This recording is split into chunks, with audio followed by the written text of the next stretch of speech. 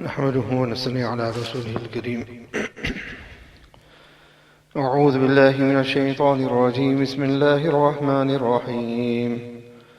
والشمس تجري لمستقر لها ذلك تقدير العزيز العليم.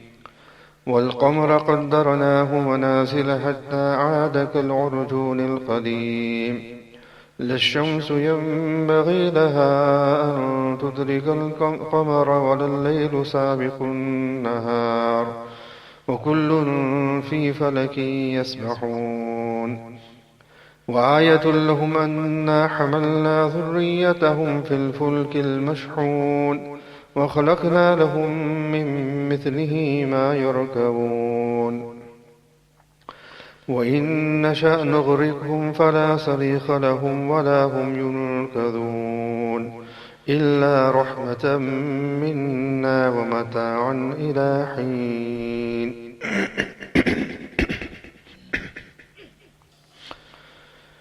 Respectful honorable friends, the verses recited to you. In these verses, Allah subhanahu wa ta'ala continues mentioning some of His qudrat.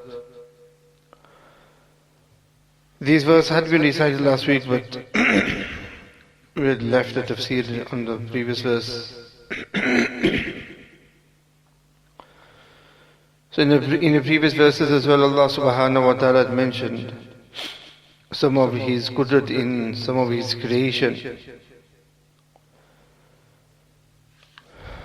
And here in these verses, and especially the opening verses, Allah subhanahu wa ta'ala mentions the sun and the moon, which are great qudrat of Allah subhanahu wa ta'ala. Allah ta'ala says, وَالشَّمْسُ تَجْرِي لِمُسْتَقَرٍّ لَهَا ذَلِكَ تَقْدِيرُ الْعَزِيزِ الْعَلِيمِ. That the sun Tajri travels لمستقر لها towards its destination. ذلك تقدير العزيز العليم. This is the arrangement of the mighty, the all-knowing.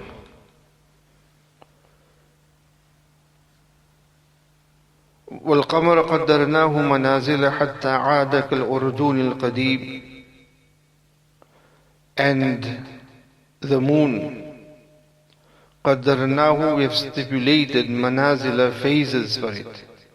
حتى عاد, until it returns, كالأرجون القديم, like a branch of an old date palm. أرجون القديم, old date palm. لا الشمس ينبغي لها أن تدرك القمر ولا الليل سابق النهار. It is not possible for the sun أن تدرك القمر, to overtake the moon.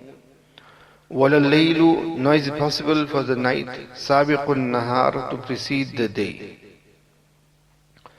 وكل في فلك يسبحون. They all swim within their orbits. In these three verses, Allah subhanahu wa ta'ala mentions some qudrat of His in the form of the sun and the moon. In the opening verse, Allah ta'ala says, وَالشَّمْسُ تَجْرِي لِمُسْتَقَرٍّ لَهَا. The sun travels towards its destination. What is the destination? In the hadith, Nabi Kareem sallallahu alaihi wasallam mentions مُسْتَقَرَّهَا تَحْتَ الْعَرْشِ, that its destination is under the arsh of Allah subhanahu wa ta'ala. So the sun travels towards this destination, and it travels within its orbit without straying from its course whatsoever. ذَلِكَ تَقْدِيرُ الْعَزِيزِ الْعَلِيمِ. This is the arrangement of the mighty all-knowing. This is what Allah subhanahu wa ta'ala mentions here. In the hadith, Nabi Kareem sallallahu ta'ala sallam, and this is a well-known hadith, wherein Nabi Kareem sallallahu ta'ala sallam mentions that the sun it rises with the permission of Allah subhanahu wa ta'ala. Until then it sets. And when it sets under the arsh of Allah subhanahu wa ta'ala. And then the following day it seeks permission from Allah subhanahu wa ta'ala to rise, and it will be given permission to rise.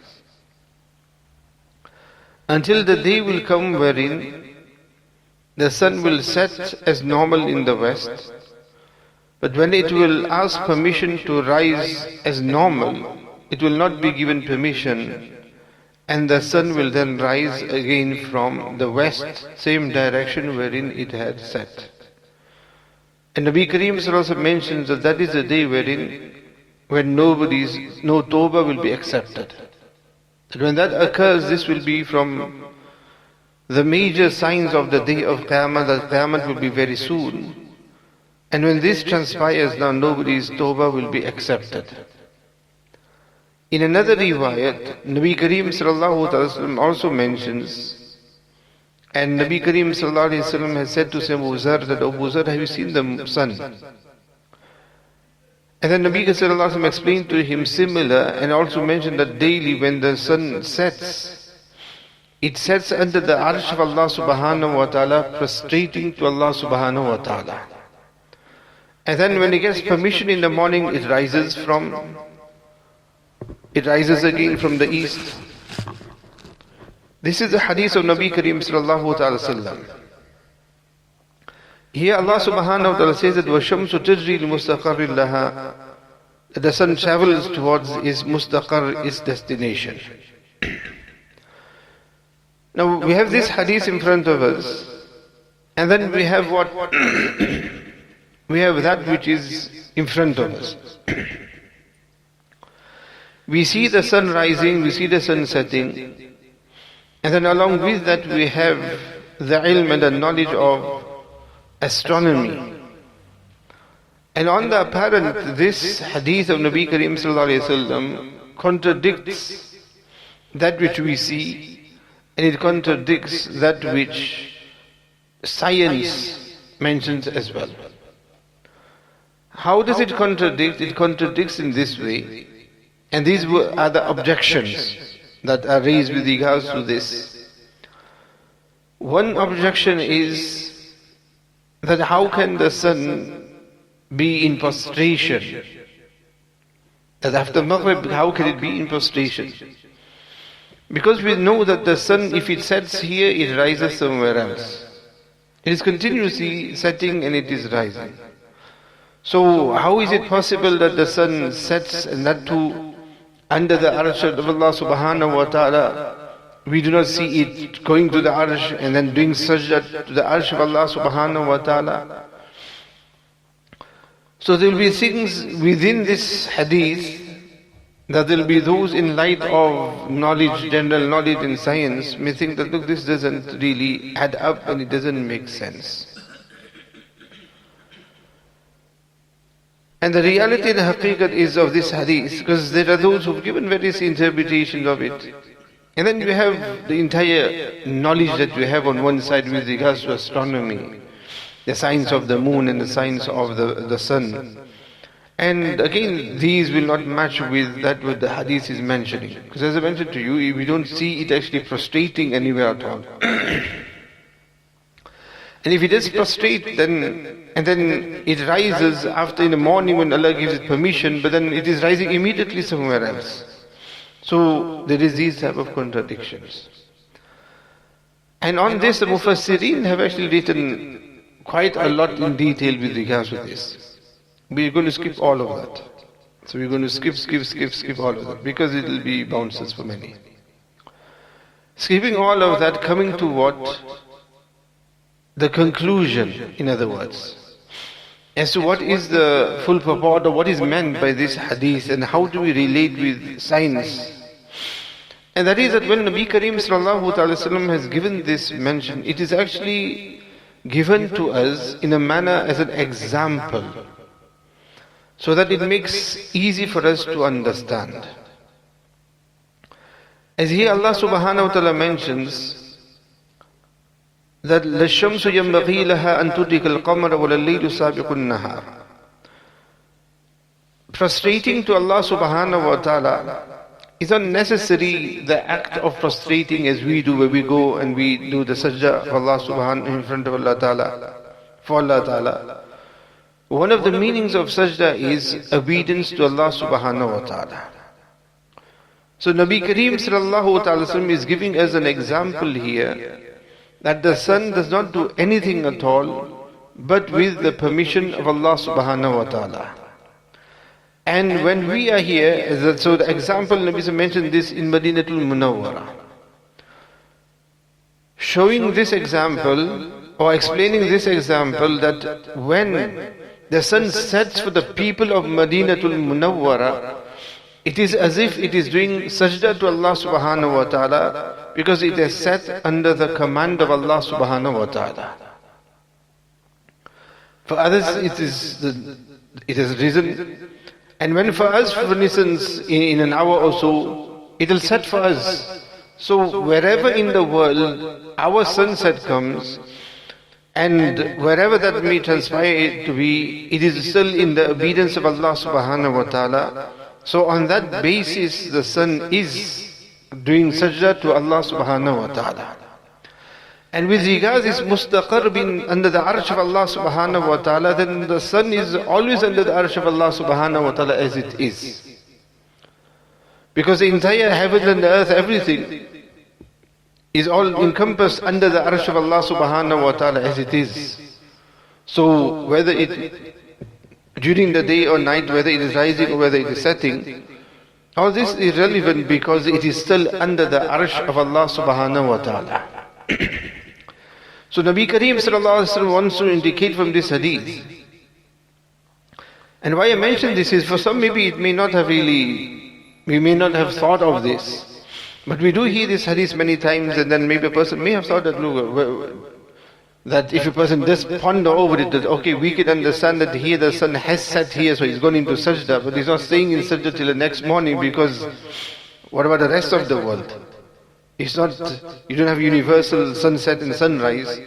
It's back up again. So how did this, so it refers to, giving us an example to each location that look, when the sun is doing its work, everything that it does, its entire movement, it is all out of what the obedience of Allah subhanahu wa ta'ala. This is what is meant from it. And then yes, eventually a time will come wherein at the end the sun will not be given permission to rotate as it normally does, and instead then it will rise from the west, and that will be towards the end. And when it comes to an end, and not long after that, إِذَا الشَّمْسُ كُوِّرَتْ, Allah Ta'ala is going to destroy everything as it is. The function of the sun will also be destroyed by Allah Ta'ala. Till then, and from the time that Allah Subhanahu wa Ta'ala created this world, وَالشَّمْسُ تَجْرِي لِمُسْتَقَرِّ لَهَا, the sun has been traveling towards its destination, meaning that its orbit which Allah Ta'ala has created for it. This is another qudrat of Allah Subhanahu wa Ta'ala. When we travel as well, we have what? We have roads. And these roads have been specifically made so that we are able to travel. Therefore traveling. People do not walk in that, and you don't find these cars going through houses and anywhere or the other. You've got a specific designated space where cars move and travel. In the same way in the heavens as well, Allah Subhanahu wa Ta'ala has created a specific orbit for the sun. And if this did not exist, then you're going to have many accidents in the skies as well. Wherein the moon, and when there's eclipse, the moon and the sun would have an accident. They would crash into one another. Various other planets, various other meteoroids, or various other stars, all these would then they would crash with one another, and there would be huge explosions going on in the skies, and commotion in the skies. That commotion will happen, but that will happen on a day of Qiyamah when everything will be destroyed by Allah Ta'ala.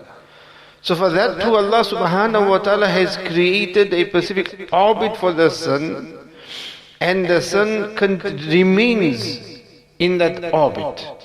Why? Because one is the manner in which Allah Ta'ala has created it, And the other is that because it is under the obedience of Allah subhanahu wa ta'ala, it remains in that same orbit that it is created for. That the sun does not decide that, hang on, I've seen this route a fair bit now, let me divert a little and go off and just see, go in another direction and see what's happening on that side of the orbit. The sun doesn't decide that at all. It continues in its way. Irrelevant of how things are, you won't find that the sun in a long day, nice good day, and we haven't had those, and we've not been having those recently. But when it is a nice good day, the sun doesn't think to itself, look, hang on, these people of UK, they don't get so much sun, so let me stay out another 5 minutes at least. Another 5 minutes or so, another 10 minutes or so. Or the sun itself feels that, no, I feel to stay and where I am. No. It will rise precisely when it has been ordained to, and it will set when it is ordained to. And this rising and setting of the sun as well, although it is through the command of Allah subhanahu wa ta'ala, but Allah ta'ala's command is such that it is an organized system and command of Allah subhanahu wa ta'ala. Allah ta'ala could have made it such that the sun, which it is obedient to Allah ta'ala, and the sun would then what? Just wait. Whenever Allah ta'ala gives it permission, then rise. Allah ta'ala gives it permission, set then. What would then happen is that we would be waiting. In the mornings, our sunrise would be different times. And we would be waiting when the sun is going to rise. And in that, what about salat times? When do we complete and when do we end our further salat? So we'll be confused then as well. That maybe today the sun will rise a bit early. Maybe it's later and we've read our salat of thinking that, okay, it's going to rise early. And somebody may be late and they're wondering now that do I start my farz or not? Read my fajr or not knowing when. Similarly, after Asr, we'll just be start waiting in the masjid, isn't it? The sunset might be half an hour after Asr, it might be 1 hour, it might be random, it might just stay out if it wants to. So there would be so much confusion that is there had it been in such a manner. But Allah subhanahu wa ta'ala has created it and ordained it, but fixed it. And because of that, it remains in its orbit. That when we do our salat times as well, timetables, we have a template and we are able to use that template yearly. Otherwise we wouldn't be able to make these timetables at all. Every day for every part of the world they would have to just sit, wait, go out and see what's happening. And in our countries, those countries where there is less sun, it's very overcast and cloudy, we'd find Asr would become a big problem. Never mind Maghrib. Maghrib, you know that it's become dark, but more than that would be Asr. When does Asr Salat end? That's why there are masail in the books of fiqh with regards to mawaqit. Now that has been taken care of because of the timetables. Wherein the masail is there with regards to Asr Salat. That on a gloomy day, a person should not delay the Asr Salat. Because you could very easily be going a bit late into the day as well, Asr time, because you won't be sure with regards to what's happening outside. These masail are there for those who would do mushahada. Mushahada is to actually experience and go out and look at the moon and the sun itself. So Allah subhanahu wa ta'ala, and this mushahada has shown and proven, meaning that if a person wants to, and this has already been done and dusted, see your timetable, see what time sunrise is, sunset is, and physically go out and match it every day. And if you match it every day, you won't find any changes in it at all. It is exactly the way it is. Yes, we add on a few minutes for precaution wise, for the sun to totally set and that for our Maghrib Salah and that. But with regards to the sunrise and sunset time, it is fixed. And science, what science has done is, astronomy what has done, they have worked out the mustaqar of it. They have understood and they have studied the traveling of the sun. And by understanding and by experiencing and following this travel of the sun. That's how we have got the timetable that we have and the timings that we have, that the sun is exactly that way. That this is exactly how it travels, and that every day, according to this system and traveling of it, same time next year or following year, the sun is, the timings are going to be exactly the same. No changes whatsoever. This year or next year is going to be different, this year different also. This is we have our Ramadan. Ramadan changes because of the changes between the lunar and the solar calendars and days. But the solar system that Allah Ta'ala has created, there is no change in that whatsoever. So وَالشَّمْسُ تَجْرِي لِمُسْتَقَرٍّ لَهَا. And because the sun and the moon, these are those things which we are more dependent on than for instance wind and rain. Wind and rain are things that we are in need of. But it doesn't rain every day, and neither is it a case of that there is a fixed pattern with regards to when it's going to rain and when it's going to be windy or so. Because the sun and the moon, this is to do with what? Timings. It is to do with timing. And with regards to the ahilla, the moon, that is related to what? That is related towards time, the months, which are very important. So because of that, Allah subhanahu wa ta'ala has created these in a manner that are fixed. And this is one of the meanings of Shamsu Tajri li mustaqarrin laha. So as I mentioned, it doesn't go off anywhere else. It doesn't divert anywhere else. And neither is there any other traffic in its way that you have an alert or so that look, sunrise is delayed by 10 minutes. It is delayed by 10 minutes. Every speech check. So because of every speed check, now the moon, the sun is a bit slow, and because there's too many stars in the way or so, and other planets have come into the orbit, or the sun has gone off into the orbit of Jupiter or so, or somewhere else. So because of that, there is now going to be any delay, nothing in its orbit, and it continues in its way. And no Sunday relaxing or Sunday day off or Sunday or bank holiday. None of those at all. And the sun is functioning from the time Allah Ta'ala created it till now, till the day of Qiyamah, constantly. Never does you get any alert that look, tomorrow sunrise will be late, the sunset will be delayed. Why? Because the sun has to go for servicing.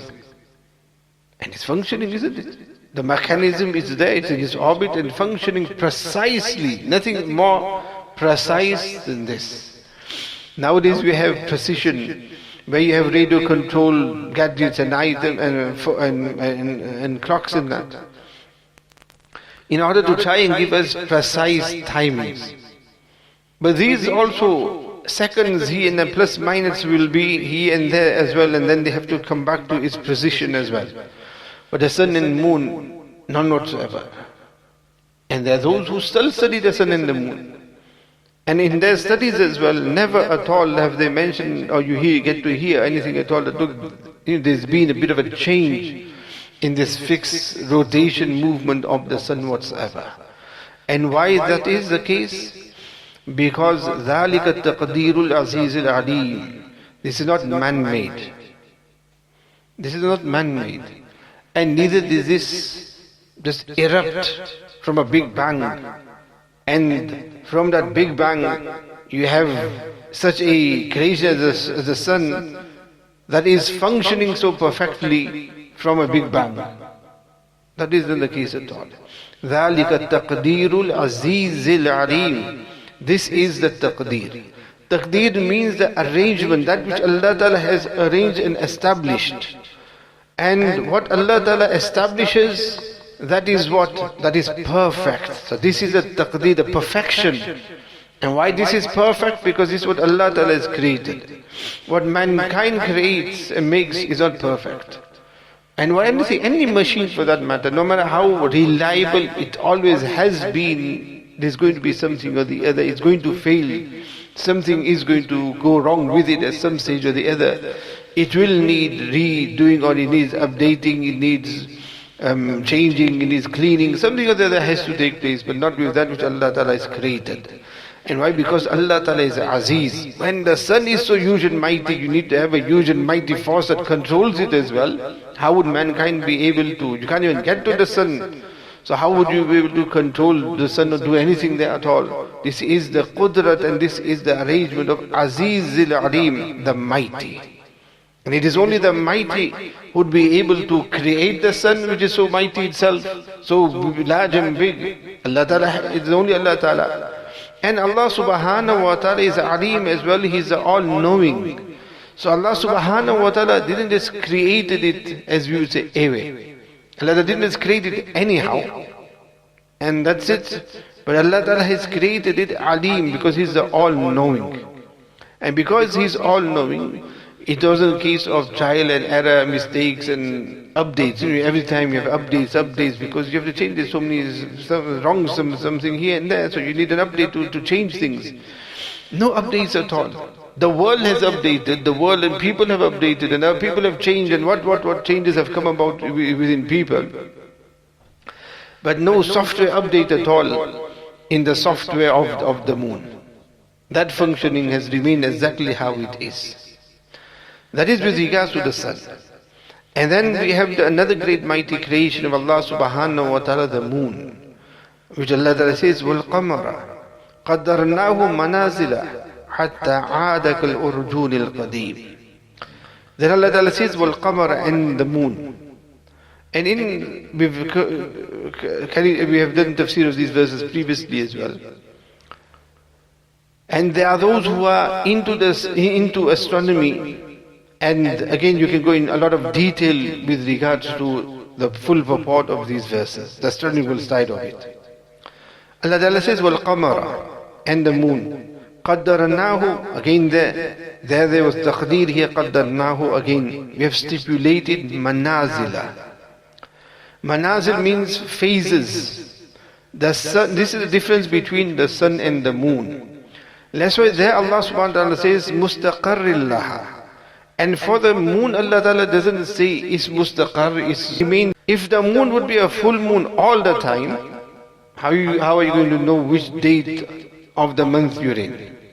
How are you going to know when the moon starts and when the month starts and when the month ends? You wouldn't know at all. So for that reason, Allah Subhanahu wa Ta'ala has created the stations, which means the manazil, the phases of the moon, meaning the waxing and the waning of the moon. So that from this you know where you are in the month. This is the qudrat of Allah Subhanahu wa Ta'ala, again, that you just look at the moon. We unfortunately still fighting on when is the first, and there were those who all calendars and that. How did they know? They would look at the moon and they would say as well, look, when the moon is on the 10th, when the moon is on this is when we will meet. And you couldn't send them text message that look, we'll meet this and that, you mean, or invitation, there's going to be a wedding, and how would you fix things? But every time we will difficult, so they will say, look, we'll meet, or the meeting will be, or we'll travel when the moon is at this stage. And when it comes to this manazil, in actual fact, the days of Jahili, Allah Ta'ala hasn't mentioned that. They had their own names that they had for the different phases of the moon. And this is how they would say as well, that look, we will meet when the moon is on this manzil or that phase or that phase, different names that they would have for it. So this is how they would determine time. And the ahilla, يَسَلُونَكَ عَنِ الْأَهِلَّ كُلِّهِ مَوَاقِيتُ لِلنَّاسِ. It is what? Mawaqit linnas. It is to do with day times people, ahilla. And this is very, very important. It is not just to do with what? To do with fasting in the month of Ramadan and the Islamic months. It is to do, you need the qamar and the dates for that. For what? For when does a person become baligh? You need to know according to this as well. And similarly, when it comes to matters with regards to the iddat of a woman as well, this has to do with that as well. For instance, if a woman, her iddat is such that it is at the beginning, her husband dies on the 29th of the 30th, then her iddat is going to be direct 4 full months and 10 days. And that would be irrelevant of whether the month is 29 or whether the month is 30, as those months are. So whether one month 29, 30 again or 29, that's how she will complete her iddat. But the chances of that are not always so so much it will be. So if a woman becomes a widow in between the months, then it is going to be there is case of where she will do 4 months and 10 days in the manner in which it will be fixed days. You just calculate 30 throughout. So that will then end up to be 130 days. That's fixed 130 days. But where it's the beginning of the month, then it's going to be according to the lunar month. So وَالْقَمَرَ قَدَّرْنَاهُ مَنَازِلًا. And the phases of the moon, because the moon is going to be either 29 or 30 days. So the manazil are also 29 or 30. But because you have, when there is conjunction wherein there is that night that precedes the new moon, where you don't see the moon as well. So because of that, the manazil are 28. So the moon will pass by these, through these. Allah Ta'ala is destined for these manazil of it, phases of it. So that's why when you have the absolute new moon, and then you have the new moon, and then you see how it increases, and it moves. You won't see it in a fixed in one place, it moves. And then it enlarges, and then you have the ayyam bees. From the 13 it becomes fuller, 14, you have the badr, where you have the full moon. And then from there onwards, it comes back to the warning side, where it comes into the coming down. Now you know that you're coming towards the end of the month until it's right at the end. And those who don't know these things will see, they won't even know that they think that the warning month moon is what the beginning of the month. Won't even know how the new crescent is supposed to even look. So in this way Allah subhanahu wa ta'ala has his manazil, and then Allah does hatta adak al-urjun al-qadim, like a branch of an old date palm. And the branch of the old date palm is one which is curved. And by being curved, Allah is indicating towards the crescent. It indicates towards the crescent. And this is what happens. It begins, and then when at the end as well, it comes into the form of what the crescent. This is the example that Allah subhanahu wa ta'ala has given. So again, just the way the sun has been created in a manner wherein the science has been able to understand the mechanism and the movement, and has followed the movement of the sun, the same science has been able to follow the movement of the moon as well. And it both are just as precise. If we are able to follow those calculations with regards, and we understand and we believe that these calculations are correct, hence we have our Maghrib times based on those calculations, and who is going out and waiting for Maghrib Salah to give the Maghrib Azan? Nobody is doing that. And nobody is saying that these calculations are Yahudi calculations and non-Muslim calculations, and that all our Salah times are based upon that. So when that is the case, yes, the only difference is that with regards to Salat, Allah Ta'ala doesn't say, or Nabi Sallallahu Alaihi Wasallam, the Deen and Shariah does not say that go and do ru'yat of the sun to see when the sun has risen or it has set. For the moon, Allah Ta'ala, the Shariah does say, Sumu bi ru'ya, as Nabi Sallallahu mentioned, Waftiru bi ru'ya. That ru'ya is a condition that you need to go and sight the moon. But with regards to the movement of the moon, and this manazil of the moon, there is that technology which follows the moon precisely. Even now you know the direction, and so many watches, Casio watches as well, which will have what the moon phases on it as well, and those who are into it. And that is just so precise as well. And even now you have Google Sky. Go on these type of apps as well, and you'll know, you'll find all the stars which are there, all the planets which are there, and you'll know exactly where to look for the moon. Where the moon is, where the moon is traveling, everything is there. And it is that way. Look at it on the app, and then look at it in the heavens, you'll find it. If you don't know where it is, look in the app and it'll direct you, and it'll show you where it is in the heavens. These things are precise. And why they're precise? They're not precise because the Yahud have created it, or the non-Muslims have created it, or anything of that. It is because this is how precise Allah Ta'ala has created it. Something which is not precise, how are you going to follow it? It's going to be difficult. You have some people and you say, it's unpredictable. You're waiting for somebody, you've got an appointment, and you're waiting there for the doctor, you've got a first appointment, it's not that also, but doctors are a bit unpredictable. Sometimes he's on time, sometimes he's not on time, sometimes maybe he's calling emergency somewhere on his way to the surgery. So you're going to have to sit and wait. So you can't give you, because somebody is unpredictable. If the sun and the moon was unpredictable, then the science would tell us as well that, sorry, it's unpredictable. And when it's unpredictable for years and years, and that we've been studying the sun and the moon, but because of how unpredictable it is, we can't come to any conclusion or any set pattern of it because it is so unpredictable. But Allah Ta'ala has created them so perfect that all they have done is they have just studied it.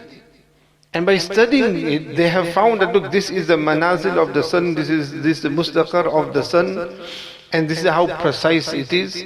Their studies on the sun and the moon are long over. We still fighting on it.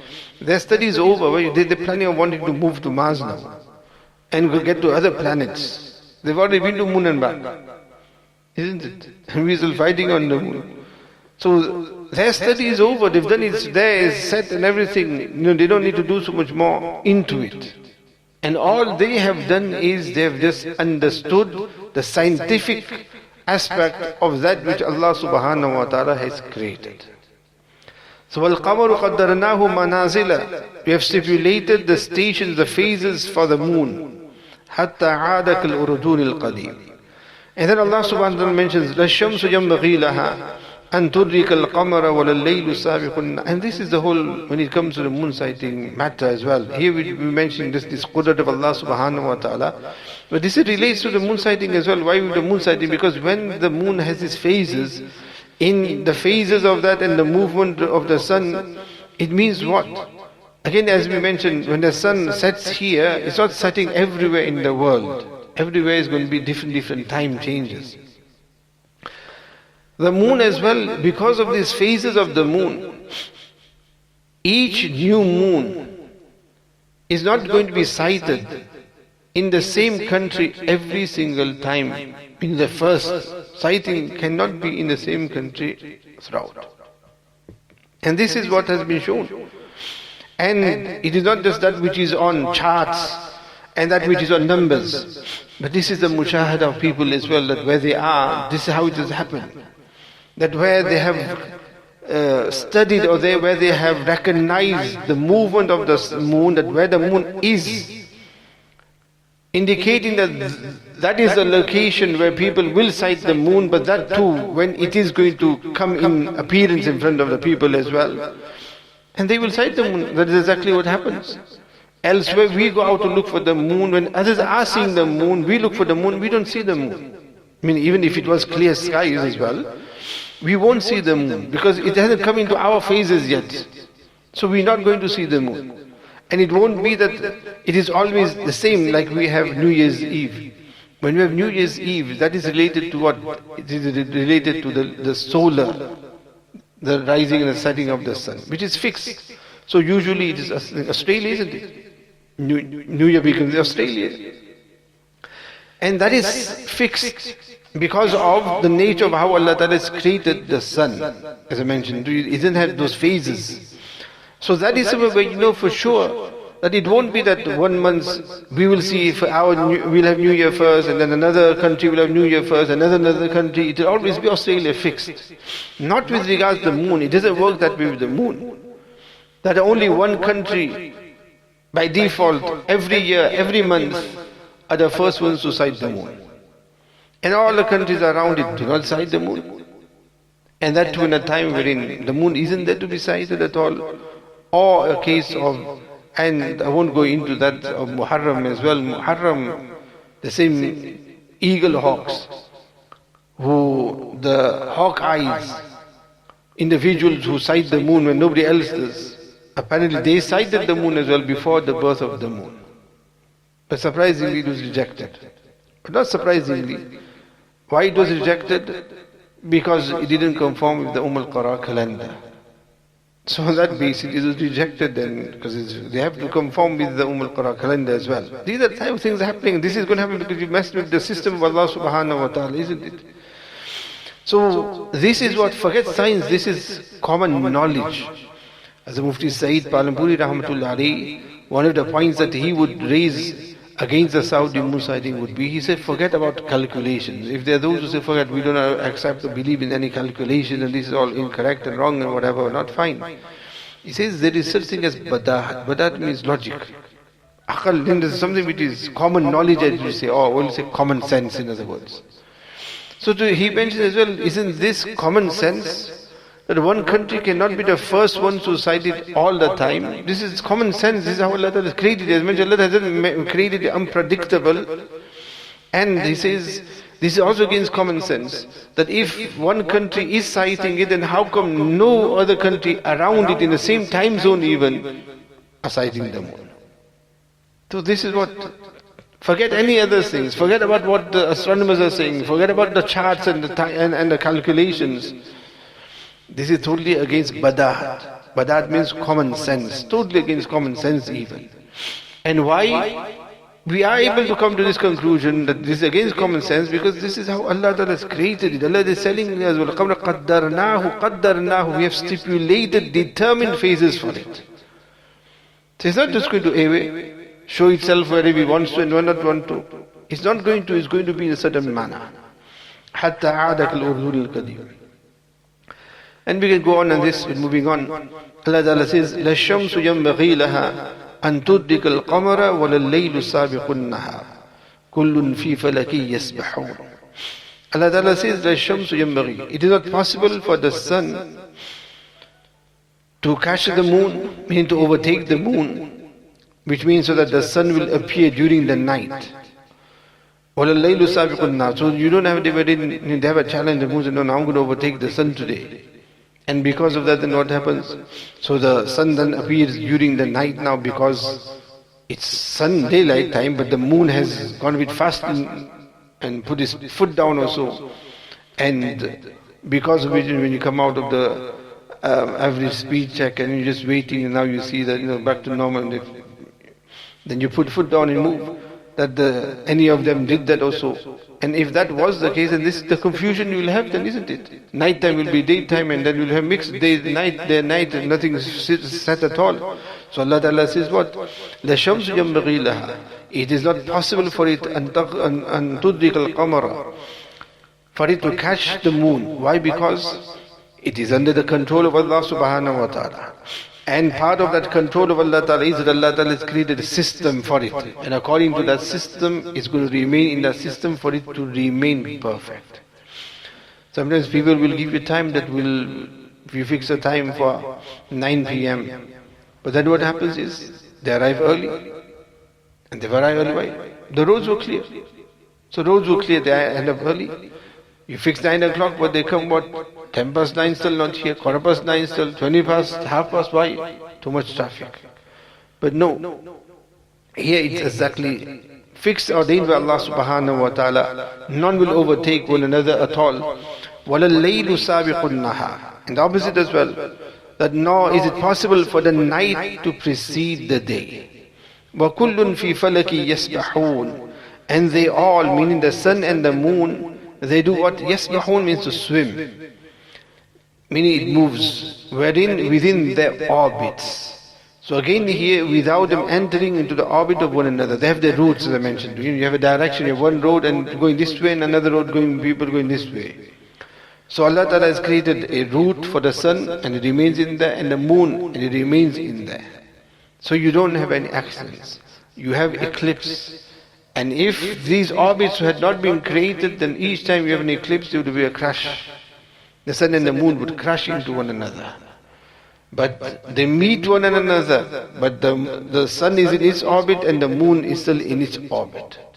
And just imagine how large those orbits are when the sun and the moon are so large itself. And just imagine how large these orbits are. And Allah Ta'ala has kept them also at such a height and in such a direction that you don't find anything else crashing into it either. If it was low down also, then you would have so many crashes with aeroplanes, rockets, and other such transportation in the heavens, isn't it? That this plane has crashed into the moon, and then you'd you'd have to have a system wherein now, just the way you have in the airports and that controllers, controlling that, look, the moon is in the way now, the planes would have to somehow stop mid-air and pause and wait, red lights on, let the moon go past, and then you move. There'll be so much commotion. But Allah subhanahu wa ta'ala destined it on knowing that, look, insan will have such type of conveyances, which Allah ta'ala mentions in the next verses. And because of those conveyances, Allah ta'ala has created the sun and the moon separate, totally in their own orbits. No interference with it at all, because we can't have interferences in it, otherwise our whole day will be topsy-turvy and upside down. This is what? The great qudrat of Allah subhanahu wa ta'ala. Further Allah subhanahu wa ta'ala mentions, وَآيَةٌ لَهُمْ أَنَّ حَمَلْنَا ذُرِّيَّةٌ فِي الْفُلْكِ الْمَشْحُونِ. Another sign for them is أَنَّ حَمَلْنَا ذُرِّيَّتَهُمْ, is that we had carried their lineage فِي الْفُلْكِ الْمَشْحُونِ, on board an ark, meaning referring towards the time of Nuh alayhi salatu wasalam, that how Allah subhanahu wa ta'ala had saved and kept the progeny alive by boarding them on the ark of Sayyidina Nuh alayhi salatu wasalam. وَخَلَقْنَا لَهُمْ مِن مِثْلِهِ مَا يَرْكَبُونَ. And وَخَلَقْنَا لَهُمْ, and we, in addition to this, we made for them, we created for them مِن مِثْلِهِ, conveyances for them like the ark, مَا يَرْكَبُونَ, which they board. Allah subhanahu wa ta'ala says that Allah ta'ala, by means of wahi, instructed Nuh alayhi salatu salam to build the ark. And then Allah ta'ala didn't just leave it, that's it, one ark created and that's it, done, no further. But that was an example, the prototype, for which then all the world's ships are created, modified accordingly and developed. And that is what Allah ta'ala says, that وَخَلَقْنَا لَهُمْ مِن مِثْلِهِ. From that one model, we created and allowed for them to take that as an example to create more such ships, مَا يَرْكَبُونَ, of which they are able to board, which becomes transportation for them, and not just for them, but for their goods as well. وَإِن نَشَاء, if we wished, then نُغْرِقْهُمْ, we could have drowned them, meaning there would be no means of travel by sea. If a person does think about it, insan has been created in such a manner that travel should be just on land. We should not fish, so we should not be able to travel on sea at all. But Allah subhanahu wa ta'ala says, وَإِن نَشَاء نُغْرِقْهُمْ. If I wanted to, man goes on the sea, as soon as he goes or he puts his conveyance on the sea, نُغْرِقْهُمْ, we would have drowned them. فَلَا صَرِيخَ لَهُمْ, and there will be no help for them at all. وَلَا هُمْ يُنْقَذُونَ, nor should they be rescued. إِلَّا رَحْمَةً مِنَّا, except because of our mercy. وَمَتَاعًا إِلَى حِينٍ, so that they have mata, they have means for themselves, إِلَى حِينٍ, for a little while, meaning until their death they are able to benefit from these type of creations of Allah subhanahu wa ta'ala. Hence Allah subhanahu wa ta'ala has made it possible for us to travel by sea. And I mentioned the previous day as well, we have pondered as well, that just imagine how, take a stone, simple stone, throw that onto the sea, what happens? It goes down, isn't it? It doesn't float. It goes down, it doesn't float. Anything else, put it, it goes down. But a ship itself, just the might and the weight of a ship itself, you'd expect that should go straight down immediately. But it doesn't. It floats. Despite just the size of it and the weight of that itself, then cargo ships. Have you seen it? Go online if you haven't, and look at the world's largest cargo ships. The size of it. The one cargo ship, which has the size of 21 or so, or 22 football pitches. 22 odd or so football pitches. And then on top of that, so just even how hefty that is. And then on top of that, they're talking about so many thousands of containers. One container is so heavy. And they're not empty containers, they're not going to be traveling with empty containers. And those containers will have trucks and JBCs and 4x4s and mighty other things. are in those containers, and so many thousands, and they pile. It's just unique. These are things, instead of wasting time on other, watching and seeing other things, these are educational things, and you just see, look how the aql Allah Ta'ala has given insan to be able to develop, create these type of things, and how it is able to bear this weight, and it travels from where to where, and things from all parts of the world comes to us in such a manner. This is the qudrat of Allah Ta'ala, that which we take for life. Go to the ports, just go there sometime, just look at the ship there, see how they load it and load and offload it. And now you don't have to, you can see it everywhere, sat at home. You don't need to travel, but see it with this intention that let us look at the qudrat of Allah subhanahu wa ta'ala. And one thing here Allah Ta'ala mentions to us is, Allah Ta'ala says, وَخَلَقْنَا لَهُم مِّن مِثْلِهِ, meaning, and this is where Allah subhanahu wa ta'ala mentions all forms of transportation, including the aeroplane. Well, Allah says that, look, and we have created for them a means of conveyance similar to that, mimithlihi, on which ma yarkabun, which they board. So you board on anything, any conveyance that you are able to board on. That's why in the past the Mufassirin would mention that this refers to the camel, because that used to be Safinatul Bahr, that used to be the ship of the land, because this is another qudrat of Allah Ta'ala. We don't have time to go into the camel itself. Man walks on the sand. What happens? You're going to sink, your feet sink into the sand. And what's heavier, insan or camel? Nowadays insan probably. But the camel is hefty and heavier than insan.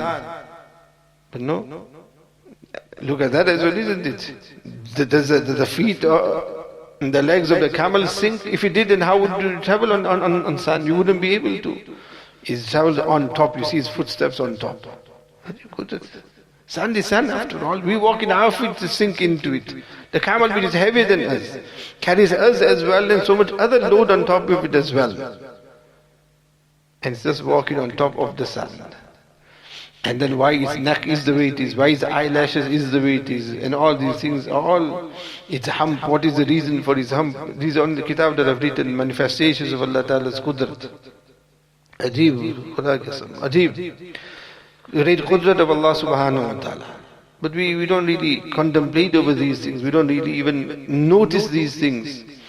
So there are those who regarded this to be the camel, but then since those days, we have progressed a lot. So every form of conveyance is what Allah Ta'ala has created and has made it possible for us to board upon. And the aeroplane is exactly the same. You would expect that, look, as soon as it goes up, it should come down. But alhamdulillah, it goes, and it miles and miles, and from where and where and where and where, safely as well. You have the odd accidents here and there, but these are all the different conveyances. Then you have the trains as well, and the speed of the trains. And all these are all that Allah Ta'ala mentions that He has created this for insan. And Allah Ta'ala has created that for insan. Why? وَمَتَّاعًا إِلَىٰ حِينٍ. Mata means to benefit from. So that we may enjoy from it, meaning it has made it easy for us.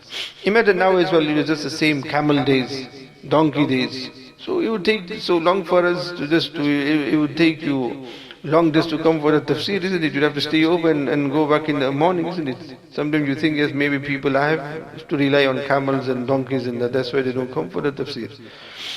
So in this way, how difficult it would be for a person to get from one place to the other.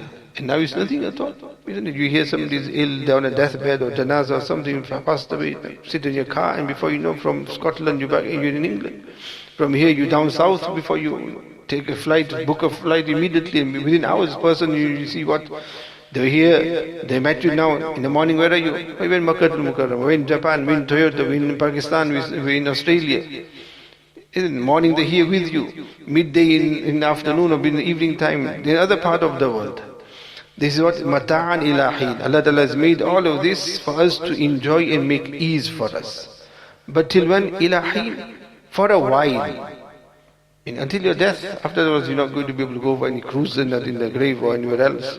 Whilst you're alive, to make benefit of all of these things of what? The qudrat of Allah subhanahu wa ta'ala. So all those who are into, for example, plane spotting, they should be believers by now, isn't it? Because this is what? The qudrat of Allah subhanahu wa ta'ala. Insan has looked at the bird, studied the bird and made something up which Allah has given them the aql of. And Allah ta'ala made it possible. Allah ta'ala says if we wanted to, then that could not work. It could have failed. The first plane would have failed. And subsequent planes would have failed. But Allah says no. When they created the ship, فَلَا صَرِيخَ لَهُمْ. If we wanted to نُغْرِقْهُم, we could have drowned them and not made it possible for man to travel on sea. But Allah Ta'ala has made it impossible, man to travel on earth, on land, on sea and air as well. Allah Ta'ala grant us all the understanding of minna innaka anta as-sami'ul alim wa tub alayna innaka anta at-tawwabur rahim. Subhana rabbika rabbil izzati amma yasifun wa salamun alal mursaleen walhamdulillahi rabbil alamin. Next week Friday is the